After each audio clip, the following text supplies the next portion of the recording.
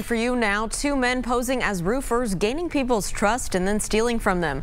Take a look at this Facebook post from the Plainfield Police Department. Investigators say two men posed as roofers in the Colony Lake area of Hendricks County, driving a minivan, possibly with an Ohio temporary license plate.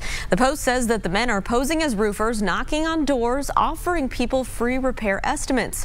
One man will then take the homeowner around to look at the roof, while the other goes in the house and steals. Plainfield police say that the men targeted an elderly woman this weekend. Police are looking into similar reports in the Plainfield area to see if any of these are connected. Officers are still searching for the suspects in this case. If you have any information, call the Plainfield Police at 317-839-8700.